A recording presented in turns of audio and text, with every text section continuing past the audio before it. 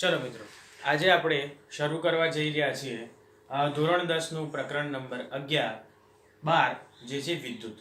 આપણે આગળ 10મું અને 11મું પ્રકરણ પૂર્ણ કરેલ છે.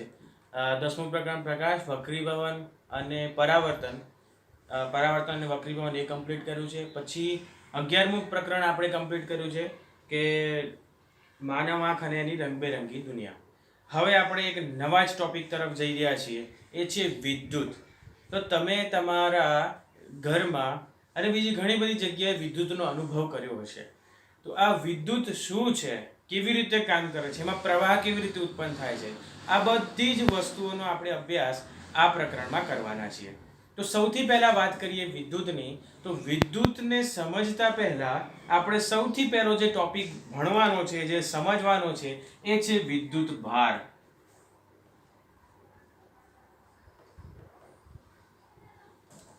કે આ વિદ્યુત ભાર એટલે શું? તો જો વિદ્યુત ભારની વાત કરવામાં આવે તો વિદ્યુત ભાર એટલે શું? તો આપણું જે દ્રવ્ય છે ને એનો મૂળભૂત અને અંતર્ગત ગુણધર્મ છે. તો વિદ્યુત ભાર શું છે? તો દ્રવ્યનો મૂળભૂત અને અંતર્ગત ગુણધર્મ છે. તો આ દ્રવ્યની વાત કરવામાં આવે તો દ્રવ્યની અંદર વિદ્યુતભારની વાત કરવામાં આવે તો વિદ્યુતભાર બે પ્રકારના આપણને જોવા મળે છે. પહેલો વિદ્યુતભાર છે, વિદ્યુતભારના બે પ્રકાર છે. એક છે ધન વિદ્યુતભાર અને બીજો છે ઋણ વિદ્યુતભાર. તમે નીચેના ધોરણોમાં અભ્યાસ કરીને આવેલા હશો કે ધન વિદ્યુતભાર કોને કહેવાય અને ઋણ વિદ્યુતભાર કોને કહેવાય. તો ધન વિદ્યુતભારની વાત કરવામાં આવે તો પ્રોટોન છે, પ્રોટોનને આપણે ધન વિદ્યુતભાર કહીએ છીએ, અને જે ઇલેક્ટ્રોન છે તો ઇલેક્ટ્રોનને આપણે ઋણ વિદ્યુતભાર કહીએ છીએ મિત્રો. તો મિત્રો અહીંયા આપણને બે પ્રકારના વિદ્યુતભાર મળે છે. એક છે ધન વિદ્યુતભાર, જેને આપણે પ્રોટોન કહીએ છીએ. જે પ્રોટોન છે એ ધન વીજભારિત હોય છે. ઋણ વિદ્યુતભાર ઇલેક્ટ્રોન, એટલે કે ઇલેક્ટ્રોન જે છે એ ઋણ વીજભારિત હોય છે. આ ધન વીજભારિત અને ઋણ વીજભારિત. પણ જો બંનેના મૂલ્યોની વાત કરવામાં આવે તો બંનેના મૂલ્યો કેવા હોય છે? સરખા હોય છે. તો મૂલ્યની દ્રષ્ટિએ ધન વીજભારિત પ્રોટોન અને ઋણ વીજભારિત ઇલેક્ટ્રોન બંને સરખા હોય છે.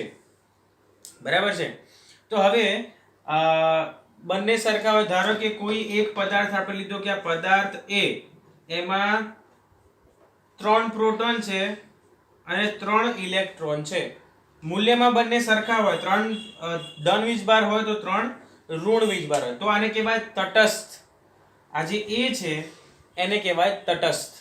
પણ જો કોઈ કારણસર આ પ્રોટોન ગુમાવી દે, પ્રોટોન મતલબ કે ચાલો ઇલેક્ટ્રોન ગુમાવી દે, અહીંથી ઇલેક્ટ્રોન જતો રહ્યો, કોઈ કારણસર આ ઇલેક્ટ્રોન જતો રહ્યો, તો હવે અહીંયા જો બે ઋણ વીજભાર એટલે બે ઇલેક્ટ્રોન છે અને 3 પ્રોટોન છે. એનો મતલબ એ થયો કે ધન વીજભાર વધી ગયો. આ ધન વીજભાર છે એ વધી ગયો, એટલે આ જે પદાર્થ છે એ ધન વીજભારિત થઈ જશે.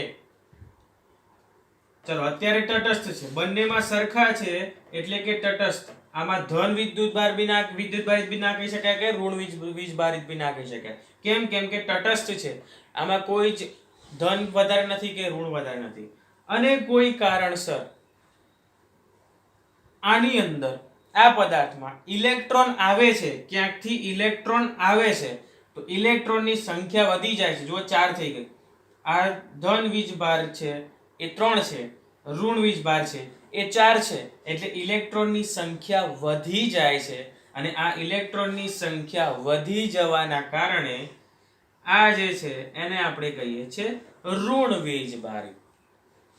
એટલે જો ઇલેક્ટ્રોનની સંખ્યા વધારે હોય, પ્રોટોન ઓછા થઈ જાય તો એને ઋણ વીજભારિત કણ કહેવાય. ઇલેક્ટ્રોનની સંખ્યા ઓછી હોય, પ્રોટોનની સંખ્યા વધારે હોય તો એને ધન વીજભારિત કણ કહેવાય.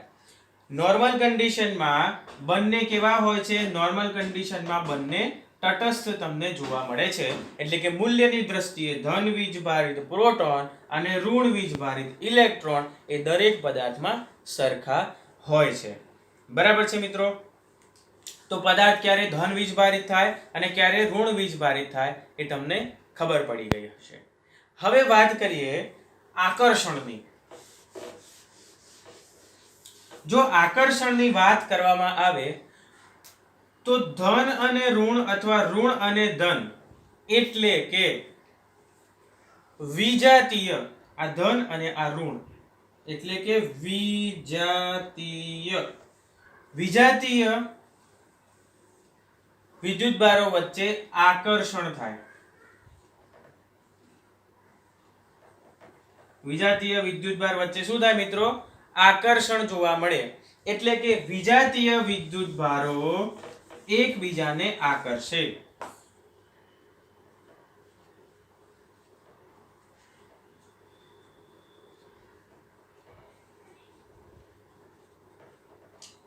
વિજાતીય વિદ્યુતભારો એકબીજાને શું કરશે મિત્રો?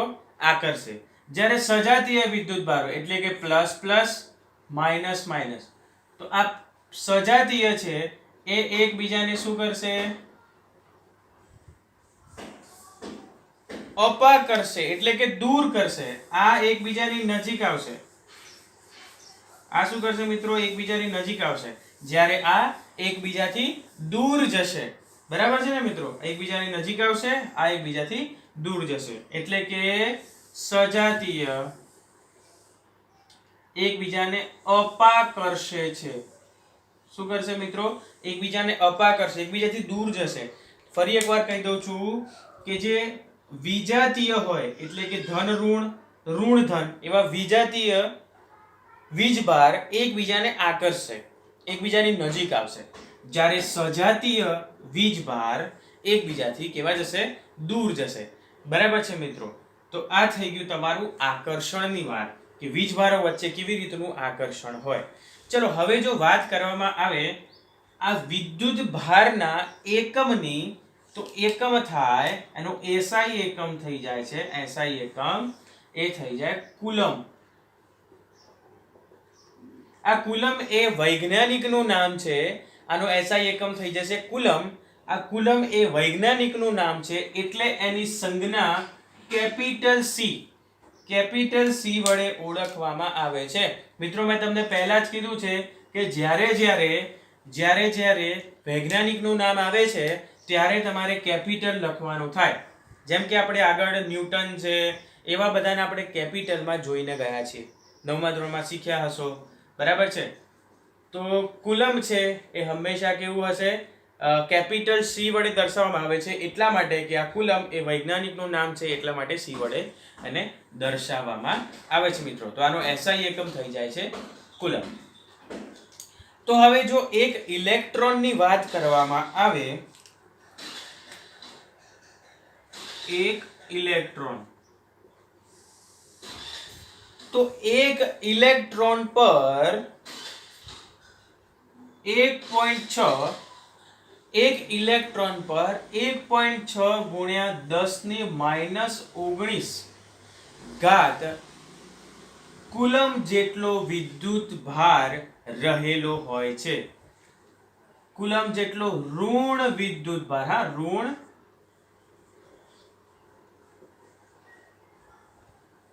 ઇલેક્ટ્રોન છે એ ઋણ વીજભારિત છે, તો એના ઉપર જે વિદ્યુત ભાર હશે એ પણ ઋણ હશે. અને એટલા જ મૂલ્યનો એટલે કે એક પ્રોટોન પર 1.6 ગુણ્યા 10⁻⁹ ઘાત કુલમ જેટલો ધન વિદ્યુત ભાર હોય. બરાબર છે મિત્રો? શું કહે છે? તો એક ઇલેક્ટ્રોન ઉપર 1.6 ગુણ્યા 10⁻⁹ ઘાત કુલમ જેટલો ઋણ વિદ્યુત ભાર હોય છે. જ્યારે એક પ્રોટોન ઉપર 1.6 ગુણ્યા 10⁻⁹ ઘાત કુલમ જેટલો ધન વીજભાર હોય. એટલે વીજભારની દ્રષ્ટિએ બંને સરખા છે. જુઓ, એક ઇલેક્ટ્રોન લો, એક પ્રોટોન લો, તો આ ધન આ ઋણ છે, આ ધન છે એટલે 0. 2 પ્રોટોન 2 ઇલેક્ટ્રોન, તો આ ઋણ આ ધન, તો એનું મૂલ્ય 0. એટલે કે મૂલ્યની દ્રષ્ટિએ બંને સમાન છે અને વિરુદ્ધ છે, એટલે કે એના ઉપર કોઈ વીજભાર રહેતો નથી. એટલા માટે મેં જ્યારે પહેલા જ અહીંયા કીધું કે ધારો કે કોઈ પદાર્થ A છે, એના પર 2 પ્રોટોન ને 2 ઇલેક્ટ્રોન છે, તો આને તટસ્થ કહેવાય. કેમ મિત્રો?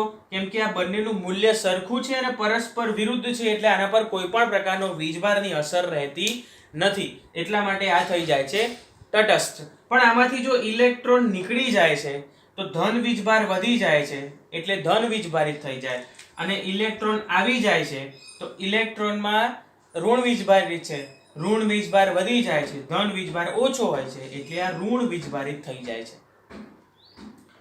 તો આ વિદ્યુત ભાર, આ ટોપિક હતો વિદ્યુત ભાર. ફરી એકવાર કહી દઉં છું કે જેમ દ્રવ્યમાન છે એવી જ રીતે દ્રવ્યનો મૂળભૂત અને અંતર્ગત ગુણધર્મ છે એનો વિદ્યુત ભાર. વિદ્યુત ભાર બે પ્રકારના જોવા મળે છે. એક છે ધન વિદ્યુત ભારિત પ્રોટોન અને ઋણ વિદ્યુત ભારિત ઇલેક્ટ્રોન. હવે જે વિજાતીય છે એટલે કે ઋણ અને ધન, ધન અને ઋણ એટલે કે વિજાતીય વિદ્યુત ભાર એકબીજાને આકર્ષે છે, જ્યારે સજાતીય વિદ્યુત ભારો ધન ધન ઋણ ઋણ એકબીજાને અપાકર્ષે છે. જો વિદ્યુત ભારના એકમની વાત કરવામાં આવે તો વિદ્યુત ભારનો એકમ થઈ જાય છે મિત્રો કુલમ. બરાબર છે? તો કુલમ જે છે એ વૈજ્ઞાનિકનું નામ છે, એટલા માટે એને કેપિટલ C વડે દર્શાવવામાં આવે છે. હવે જો વાત કરવામાં આવે એક ઇલેક્ટ્રોન પર કેટલો કુલમ ચાર્જ છે, કેટલા કુલમનો વિદ્યુત ભાર છે, એ થાય 1.6 × 10⁻19 ઋણ વિદ્યુત ભાર રહેલો છે. એક ઇલેક્ટ્રોન પર 1.6 × 10⁻19 કુલમ જેટલો 19 કુલમ જેટલો ઋણ વિદ્યુત ભાર રહેલો છે, જ્યારે એક પ્રોટોન ઉપર 1.6 × 10⁻19 કુલમ જેટલો ધન વિદ્યુત ભાર રહેલો છે. ફરી એકવાર કહું છું, એક પ્રોટોન ઉપર 1.6 × 10⁻19 કુલમ જેટલો ધન વીજભાર. જો બંનેમાં મૂલ્ય સરખા જ છે, આમાં ઋણ વીજભાર છે, આમાં ધન વીજભાર રહેલો છે. હવે જો વિદ્યુત ભારના જથ્થાની વાત કરવામાં આવે, આ તો એક વિદ્યુત ભાર થયો, તો વિદ્યુત ભારનો જથ્થો હું લઉં તો જથ્થો કેટલો થાય? તો વિદ્યુત ભારનો જથ્થો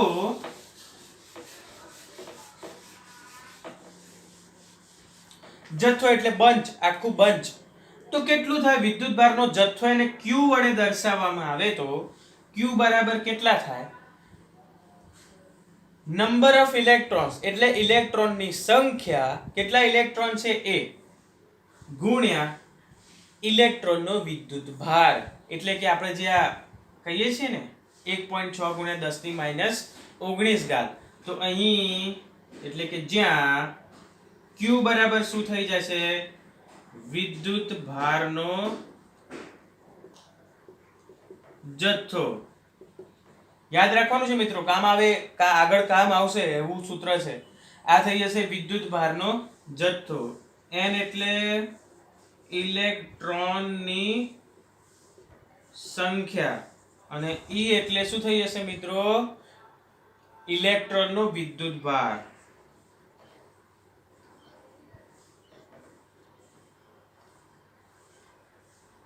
બરાબર છે? ઇલેક્ટ્રોનનો વિદ્યુત ભાર કેટલો છે? 1.6 × 10⁻19 ઋણ વીજભાર એ ધરાવે છે. તો આની વાત કરવામાં આવે Q એ વિદ્યુત ભારના જથ્થાની, તો ઇલેક્ટ્રોનનો વિદ્યુત ભારનો જથ્થો કેટલો થાય મિત્રો? એક તો કેટલા ઇલેક્ટ્રોન છે એ લેવા પડે એટલે નંબર ઓફ ઇલેક્ટ્રોન, અને એમાં કેટલો વિદ્યુત ભાર, દરેક ઇલેક્ટ્રોનમાં આટલો વિદ્યુત ભાર છે, તો આ 10 ઇલેક્ટ્રોન લઉં તો ગુણ્યા 10 કરવા પડે એટલો જથ્થો થાય. 50 ઇલેક્ટ્રોન લઉં તો આટલા ગુણ્યા 50 કરવા પડે એટલો જથ્થો થાય. તો ઇલેક્ટ્રોનના જથ્થાને આપણે Q કહીએ છીએ, અને Q બરાબર N × E. બરાબર છે મિત્રો? તો આ હતો તમારો વિદ્યુત ભાર. હવે વિદ્યુત ભાર આવડે એટલે પછી આના આગળની બધી જ ટર્મ્સ તમને આવડવા લાગશે. હવે આના પછીનો આપણે જે નેક્સ્ટ ટોપિક જોવા જઈ રહ્યા છે એ છે વિદ્યુત પ્રવાહ. તો મિત્રો તમે વિદ્યુત પ્રવાહ એટલે કે ઇલેક્ટ્રિક કરંટ એનો અનુભવ તો કર્યો જ હશે, ક્યાંક ને ક્યાંક નાના મોટો કરંટનો ઝટકો તમને લાગ્યો હશે. તો આ એક્ઝેક્ટલી ઝટકો છે એ છે શું એ તમારે જોવાનું છે. તો આપણે જે હવે ટોપિક જોઈ રહ્યા છીએ એ ટોપિક છે વિદ્યુત પ્રવાહ.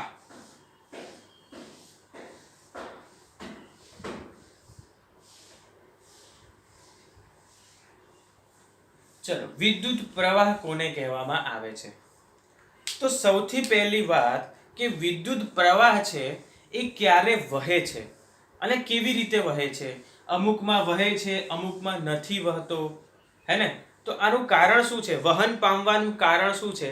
તો વહન પામવાનું એક કારણ છે એ છે મુક્ત ઇલેક્ટ્રોન. આ જોઈએ, આ પ્રવાહ જોતા પહેલા તમારે મુક્ત ઇલેક્ટ્રોનનો અભ્યાસ કરવો જરૂરી છે.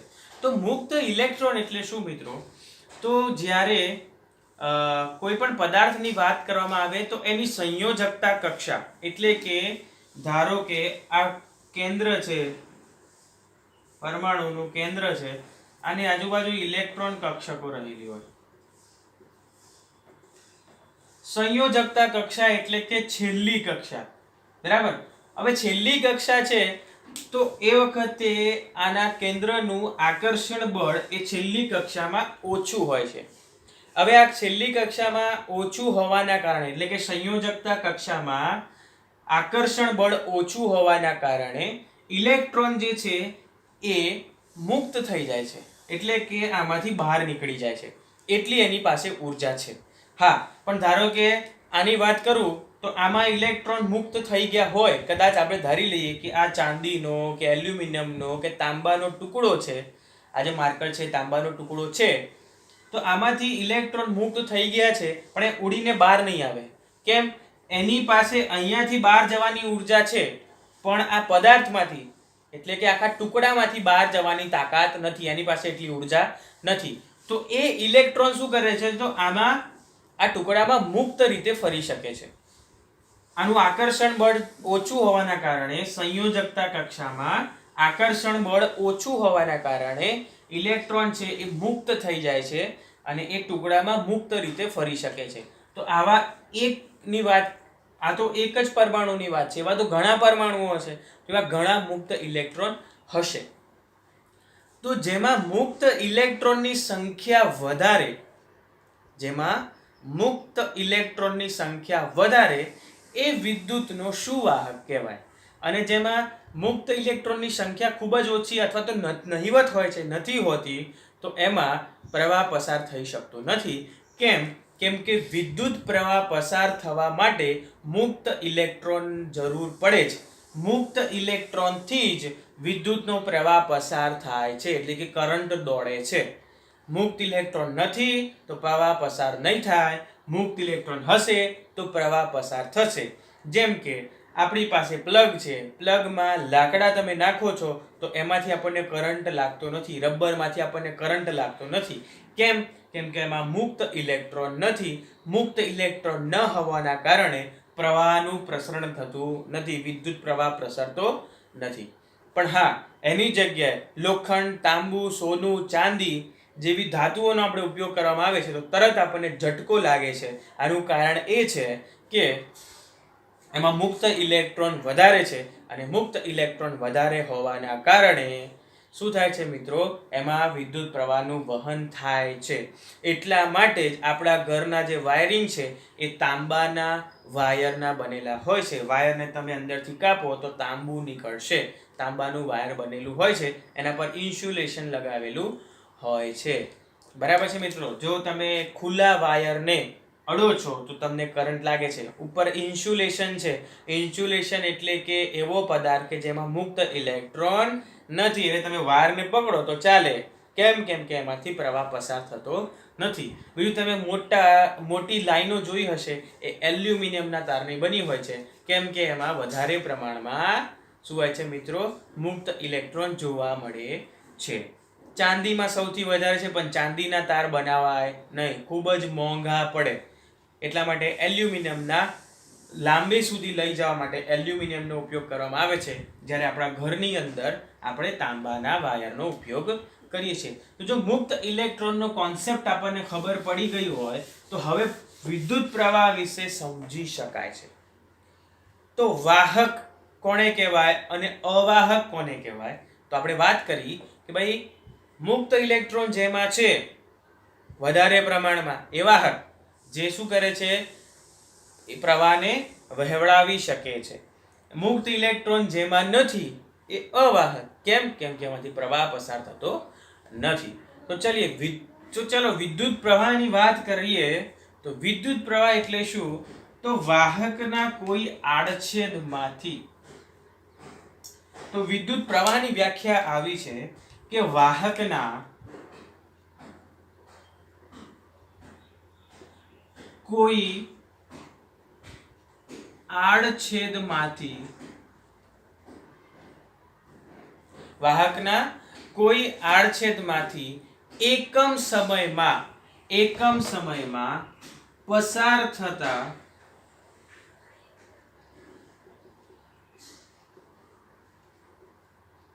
શું પસાર થશે મિત્રો?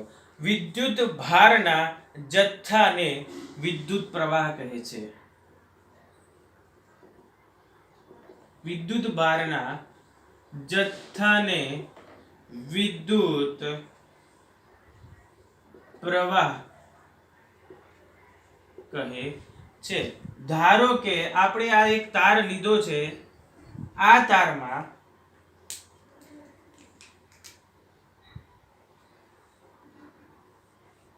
આ એક આડછેદ આપણે લીધો છે, ઉભો આડછેદ, બરાબર છે.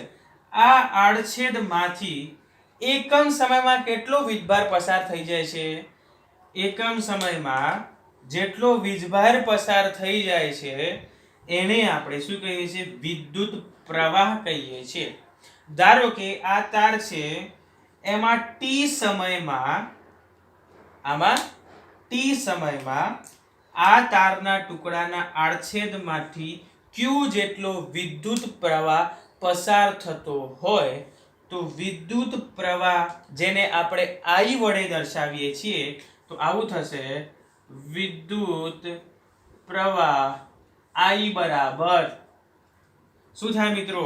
વિદ્યુત પ્રવાહ I બરાબર વિદ્યુત ભારનો જથ્થો, એટલે કે ટૂંકમાં લખું છું વિદ્યુત ભારનો જથ્થો ભાગ્યા સમય, એટલે કે આને આપણે કહીએ છીએ Q ભાગ્યા સમય T, એટલે કે I બરાબર Q ભાગ્યા T. તો આ સૂત્ર થઈ જાય છે મિત્રો. વિદ્યુત પ્રવાહ I બરાબર Q ભાગ્યા T. ફરી એકવાર, વિદ્યુત પ્રવાહ કોને કહેવામાં આવે છે? તો એક તમે વાયર લો છો. ધારો કે આ વાયર છે. આ વાયરના આડછેદમાંથી, આ એનો આડછેદ છે, આ એના આડછેદમાંથી એકમ સમયમાં, ધારો કે હું કહું ભાઈ 1 સેકન્ડમાં 2 કુલમ જેટલો પ્રવાહ, વિદ્યુત ભારનો જથ્થો પસાર થઈ જાય છે. 1 સેકન્ડમાં 2 કુલમ જેટલો વિદ્યુત ભારનો જથ્થો પસાર થઈ જાય છે. તો 5 સેકન્ડમાં કેટલો થશે? તો 5 દુની 10, 10 કુલમ જેટલો પ્રવાહ આમાંથી નીકળી જશે. તો આ જે એકમ સમયમાં પસાર થવાનો જે રેટ છે ને, એ દર છે, એને વિદ્યુત ભારનો જથ્થો છે, એને કહેવામાં આવે છે વિદ્યુત પ્રવાહ. તો જો આના એકમોની વાત કરીએ મિત્રો, તો આ I એટલે કે પ્રવાહ, આ શોધ્યો તો આંદ્રે મારી એમ્પિયર. આ એમ્પિયર નામના વૈજ્ઞાનિકે આના ઉપર કામ કરેલું. એની યાદમાં, એમ્પિયરની યાદમાં આનો SI એકમ I એટલે વિદ્યુત પ્રવાહ, એને કીધું એમ્પિયર, બરાબર Q એટલે થાય વિદ્યુત ભારનો જથ્થો, જેને આપણે કહીએ છીએ કુલમ, ભાગ્યા T એટલે કે સેકન્ડ. તો એમ્પિયર બરાબર કુલમ પર સેકન્ડ. બરાબર છે મિત્રો? એમ્પિયર બરાબર શું થઈ જશે? કુલમ પર સેકન્ડ. આને 1 એમ્પિયર પણ કહેવાય અને કુલમ પર સેકન્ડ પણ કહેવાય. હવે અહીંયા મોસ્ટ IMP, આ મિત્રો તમારે લખવું હોય તો લખી શકો છો. હું અહીંયા રફ કરીશ. હવે મોસ્ટ IMP આવે છે 1 એમ્પિયર પ્રવાહની વ્યાખ્યા આપો. હવે 1 એમ્પિયર પ્રવાહ કોને કહેવાય? તો મિત્રો જ્યારે 1 એમ્પિયર પ્રવાહની વાત કરવામાં આવે છે ત્યારે હું રફ કરું છું.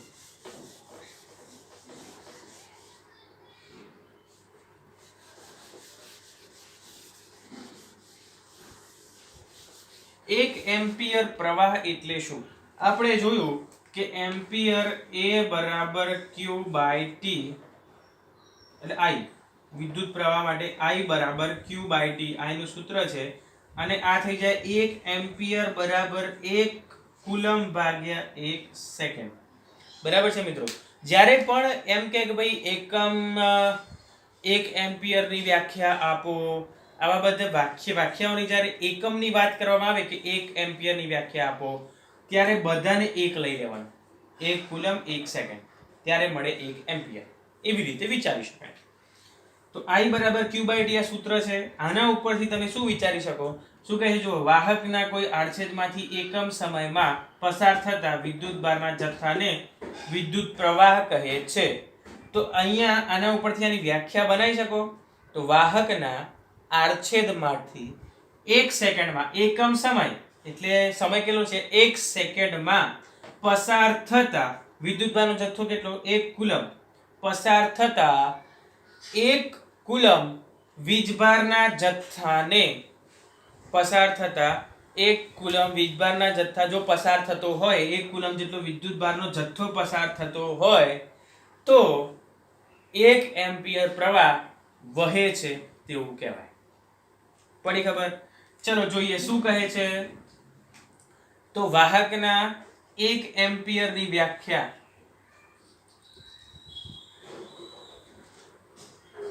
એમ્પિયર કોને કહેવાય? 1 એમ્પિયરની વ્યાખ્યા. તો શું કહે છે મિત્રો? તો વાહકના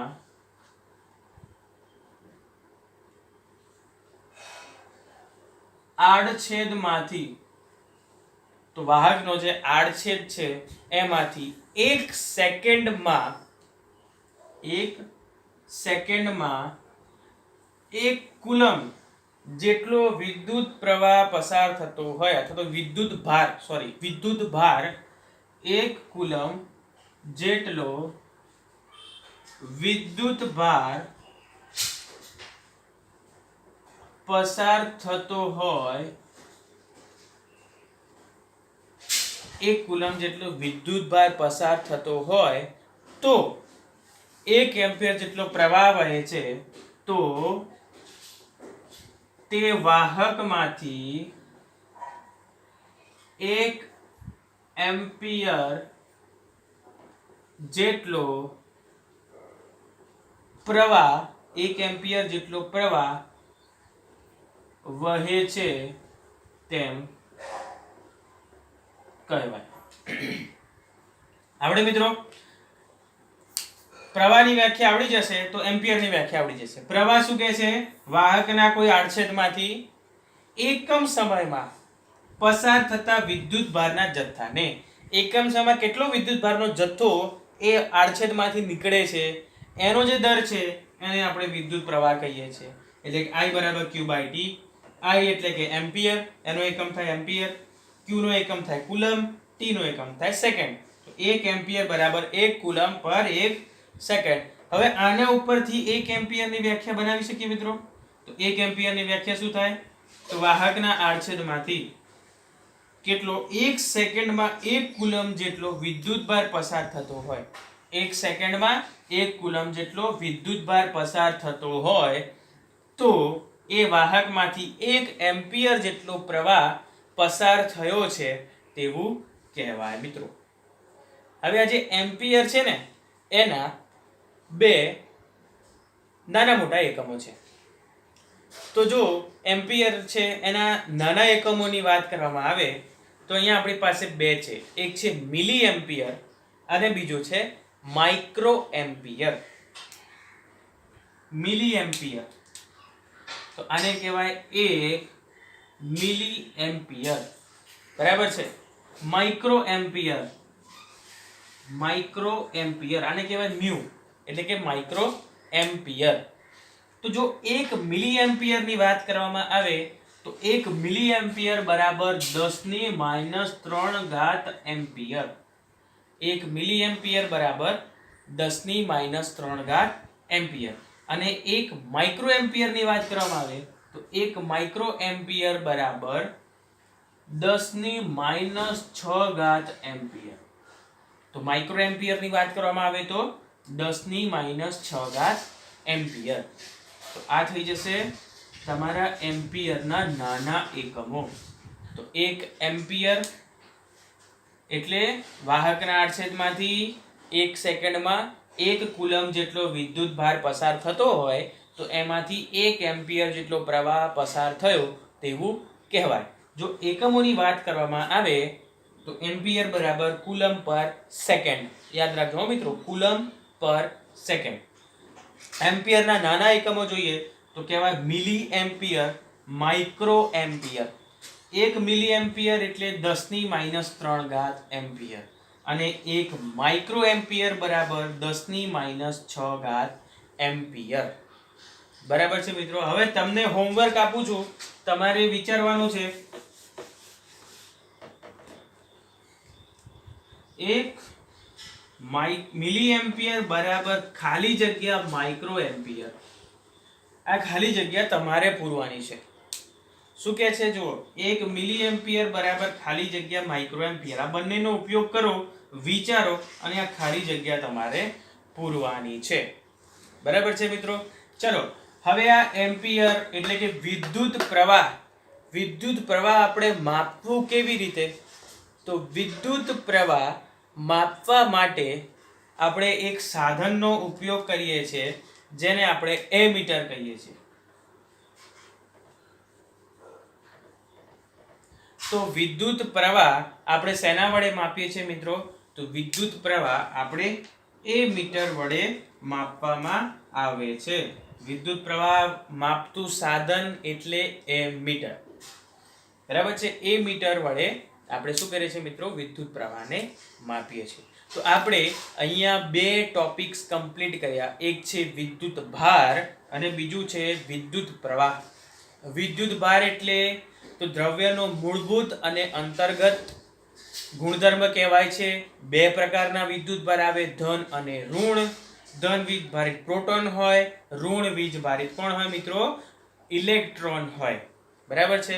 જો અને એ મૂલ્યની દ્રષ્ટિએ બંને સરખા હોય છે. મૂલ્યની દ્રષ્ટિએ બંને સરખા હોય છે. જો ઇલેક્ટ્રોન ગુમાવી દઈએ તો ધન વીજભારિત થઈ જઈએ, ઇલેક્ટ્રોન મેળવીએ તો ઋણ વીજભારિત થઈ જઈએ. જો બંનેના એકમોની વાત કરો એટલે કે વિદ્યુત ભારના એકમની વાત કરવામાં આવે તો વિદ્યુત ભારનો એકમ થઈ જાય છે મિત્રો કુલમ, જેને સી વડે દર્શાવવામાં, કેપિટલ સી. કેમ કે કુલમ એક વૈજ્ઞાનિક હતા, એ કુલમ વૈજ્ઞાનિક નામ એના યાદમાં એને કુલમ, એનો એકમ કુલમ આપવામાં આવ્યો છે, જેને કેપિટલ સી વડે દર્શાવવામાં આવે છે. તો હવે જ્યારે વાત કરવામાં આવે એક ઇલેક્ટ્રોનમાં રહેલા વિદ્યુત ભારની, તો એક ઇલેક્ટ્રોનમાં 1.6 × 10⁻⁹ કુલમ. ફરીવાર યાદ રાખજો મિત્રો, ખૂબ જ આઈએમપી છે. એક ઇલેક્ટ્રોનમાં કેટલા વિદ્યુત ભાર રહેલા છે? તો એક ઇલેક્ટ્રોનમાં 1.6 × 10⁻⁹ જેટલા વિદ્યુત ભારો એમાં રહેલા છે એવું કહી શકાય. એ ઋણ વિદ્યુત ભાર એટલા જ મૂલ્યના ધન વિદ્યુત ભાર પ્રોટોનમાં છે અને એ જ મૂલ્યના ઋણ વિદ્યુત ભાર ઇલેક્ટ્રોનમાં રહેલા છે મિત્રો. પછી એક સૂત્ર નાનું જોયું હતું કે વિદ્યુત ભારની તો વાત કરી, પણ વિદ્યુત ભારનો જથ્થો લઉં તો 5, 10, 15, 20, 25 ઇલેક્ટ્રોન્સ કે પ્રોટોન્સ ભેગા કરી દઉં તો હું 10, 15, 50 ઇલેક્ટ્રોન્સ ભેગા કરું તો Q બરાબર, જેને વિદ્યુત ભારનો જથ્થો કહીએ છીએ, Q બરાબર N × E. N એટલે ઇલેક્ટ્રોનની સંખ્યા અને E એટલે ઇલેક્ટ્રોનનો વિદ્યુત ભાર. એવા ભેગા કરો, 10 ભેગા કરો તો 10 × 1.6 × 10⁻⁹. 50 ભેગા કરો તો 50 × 1.6 × 10⁻⁹. તો આ તો વિદ્યુત ભાર. હવે આવે છે વિદ્યુત પ્રવાહ. વિદ્યુત પ્રવાહ પહેલા આપણે મુક્ત ઇલેક્ટ્રોન ભણ્યા. યાદ રાખજો મિત્રો, મુક્ત ઇલેક્ટ્રોન એક કોને કહેવાય? એના વડે જ પ્રવાહ પસાર થાય છે. એના કારણે જ સર્કિટમાં કરંટ ફેલાય છે, કરંટ પ્રસરણ પામે છે. તો પ્રવાહની વાત કરવામાં વિદ્યુત પ્રવાહની, તો વાહકના કોઈ આડછેદમાંથી એકમ સમયમાં પસાર થતા વિદ્યુત ભારના જથ્થાને, કેટલો વિદ્યુત ભારનો જથ્થો નીકળે છે એ આડછેદમાંથી, એને આપણે પ્રવાહ કહીએ છીએ. એનો આપણે એકમ જોવા જઈએ તો વિદ્યુત પ્રવાહને I વડે દર્શાવવામાં આવે છે, કેપિટલ I વડે દર્શાવવામાં આવે છે. તો આપણે સૂત્ર લખ્યું હતું, યાદ કરો કે વિદ્યુત પ્રવાહ I બરાબર પસાર થતો જથ્થો, વિદ્યુત ભારનો જથ્થો જેને આપણે Q કહીએ છીએ, ભાગ્યા સમય એટલે કે T. I બરાબર Q ભાગ્યા T. આ એનું સૂત્ર થઈ જાય છે. સૂત્રો મિત્રો યાદ રાખવાના છે, આપણે દાખલામાં એનો ઉપયોગ કરીશું. હવે એના એકમની વાત કરવામાં આવે તો વિદ્યુત પ્રવાહ જે છે એને આંદ્રે મારી એમ્પિયરની યાદમાં એનો એકમ એમ્પિયર રાખવામાં આવ્યો છે. કુલમ વિદ્યુત ભારના જથ્થાનો એકમ થાય કુલમ અને સમયનો એકમ થાય સેકન્ડ.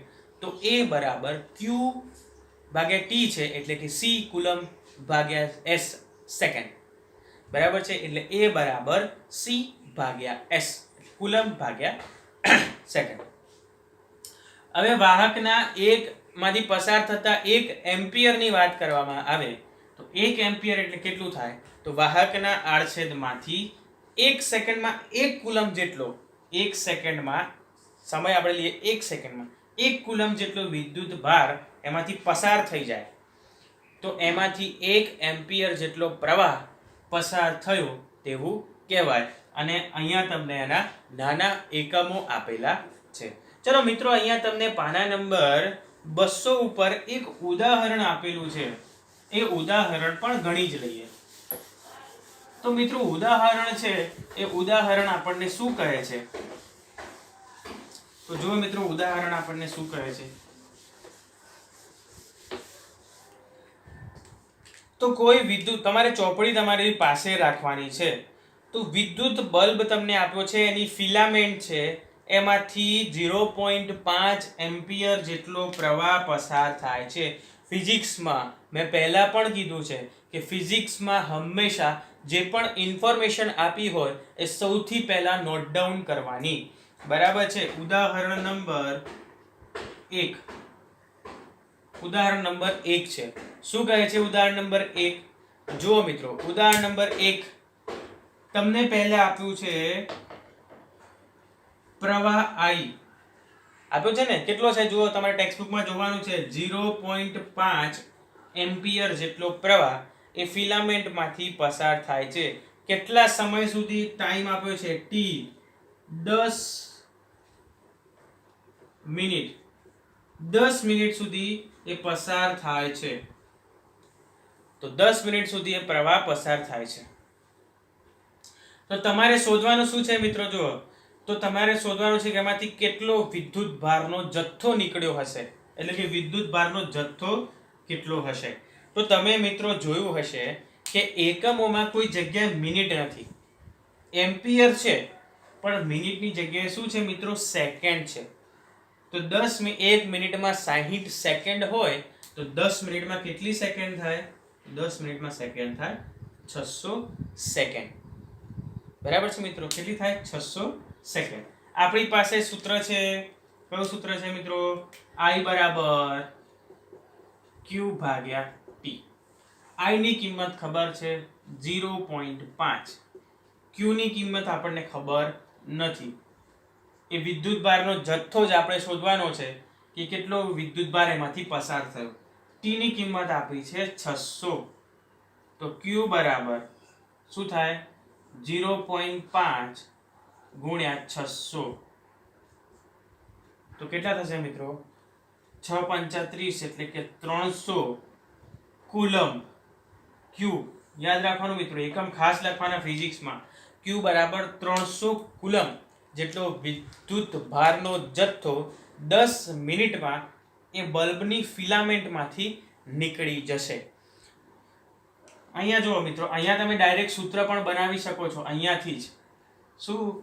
Q બરાબર I ગુણ્યા T. એટલે આનો મતલબ શું થાય કે વિદ્યુત ભારનો જથ્થો કેટલો નીકળે છે એ સમય અને પ્રવાહ બંને ઉપર ડિપેન્ડ કરે છે. જો પ્રવાહ વધારે હશે તો પણ જથ્થો વધારે જશે, અને વધારે સમય સુધી તમે એને લાંબો રાખશો તો પણ એમાંથી વધારે પ્રમાણમાં જથ્થો પસાર થશે. જેમ કે 600 છે આ સમય, એટલે 600 સેકન્ડ છે, 10 ની જગ્યાએ 20 મિનિટ કરી દઉં તો એ 600 તો 1200 સેકન્ડ થઈ જશે. તો 1200 સેકન્ડ કરો તો 1200 ગુણ્યા 0.5 એટલે કે 600 કુલમ એમાંથી પસાર થશે. એટલે સમય વધારો તો પણ એમાંથી વિદ્યુત ભારનો જથ્થો વધારે જાય, સમય ના વધારો અને પ્રવાહ વધારો તો પણ વિદ્યુત ભારનો જથ્થો વધી જાય છે. તો આ બંને સૂત્રો યાદ રાખવાના છે મિત્રો. I બરાબર Q ભાગ્યા T અને Q બરાબર I ગુણ્યા T. આ બંનેનો વાઇસા વર્સા તરીકે ઉપયોગ કરવામાં આવશે. તો હવે આટલે સુધી રાખીએ છીએ મિત્રો લેક્ચર નંબર 1 માં. આના પછીના લેક્ચરમાં આપણે વિદ્યુત સ્થિતિમાન કોને કહેવાય અને વિદ્યુત સ્થિતિમાનનો તફાવત કોને કહેવાય એના વિશેનો અભ્યાસ કરું છું. ખૂબ જ મોસ્ટ IMP ટોપિક આના પછીના લેક્ચરમાં છે. તો મહેરબાની કરીને વિદ્યુત ભાર કોને કહેવાય અને વિદ્યુત પ્રવાહ કોને કહેવાય એના વિશેનો અભ્યાસ તમે કરી લેજો. ખૂબ જ સહેલું છે, ખૂબ જ સરળ છે. તો મળીએ આના પછીના લેક્ચરમાં, એટલે કે નેક્સ્ટ લેક્ચરમાં વિદ્યુત સ્થિતિમાન કોને કહેવાય અને વિદ્યુત સ્થિતિમાનનો તફાવત કોને કહેવાય.